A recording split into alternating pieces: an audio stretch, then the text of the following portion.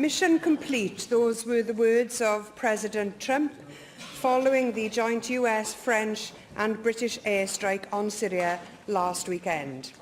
An estimated 400,000 Syrians have been killed since the outbreak of war in 2011.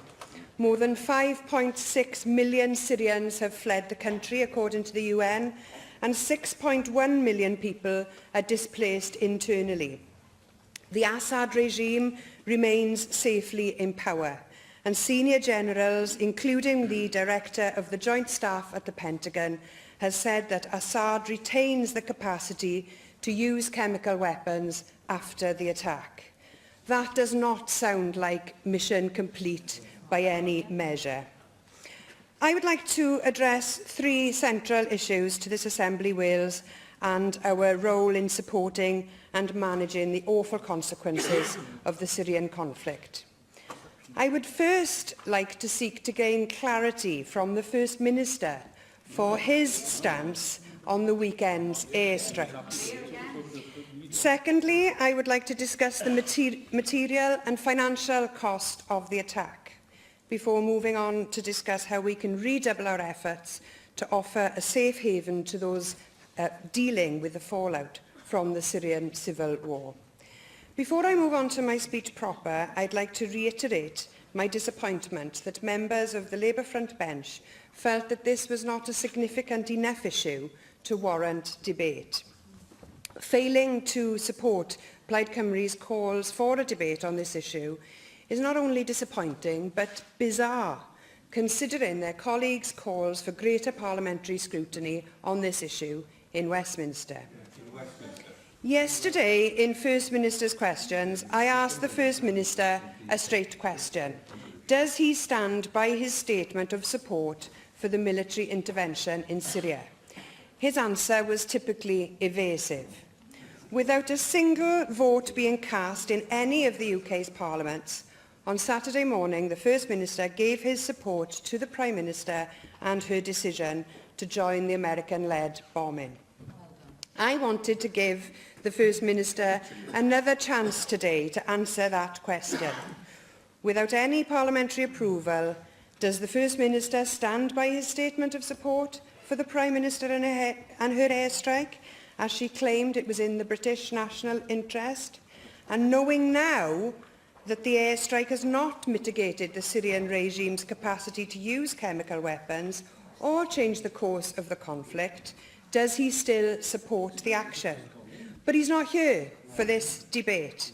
I very much hope that this will be brought to his attention and that he is able to answer these important questions in due course.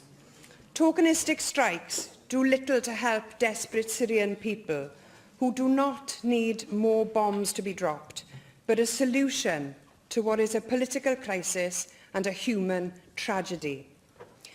War is an expensive pursuit. Of course, for some, it is profitable. To see the shares of companies like BAE Systems rise at the prospect of further conflict shows the vile corporate structures that underpin the defence establishment. British Typhoon and Tornado aircraft launched 8 Storm Shadow cruise missiles. According to a 2011 parliamentary question, each one of these missiles cost £790,000. A crude calculation shows that we are looking at in excess of a cost of £6.3 million for the single strike undertaken on the weekend, and this excludes the costs of the planes used to fire each of those £750,000 bombs. When money is needed to pay our WASPI women a fair pension, the coffers are empty.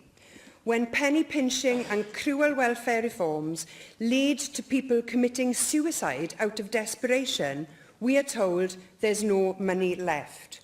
All of us here have lost valuable assets and services in the communities that we represent, all because of austerity. Yet when it comes to weapons of war, the British state seems to have very deep pockets. It is shameful that Westminster can claim spending millions on bombing foreign countries is in the national interests, while homeless women and men are told that there is no money to house them. I'm ashamed to say that Wales's record on Syrian refugees remains disappointing. And by dropping bombs on this war-torn nation, the British state may well be making more refugees at the same time as it's refusing to fulfil its existing obligations. Wales took just over 300 refugees last year, and I'm proud to say that it was a Plaid Cymru-led council in Carmarthenshire which gave home to the most, 51, all from Syria.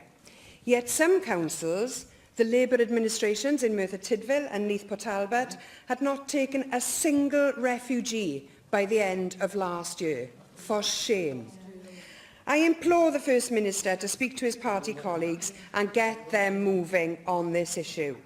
Here in our national parliament, in our councils and in our communities, we can save lives. We can offer these desperate people a safe haven. We have a moral obligation to act, and I reiterate to the First Minister that he must act now to ensure that Wales is doing all that it can to help people fleeing this terrible conflict. To conclude, much more can be and must be said about this extremely complex and important issue. However, for now, I would like to close with the same sentiment with which I began. Plaid Cymru does not support this tokenistic, American-led airstrike on Syria. And I will once again remind members, the path to peace is never paved with the weapons to war.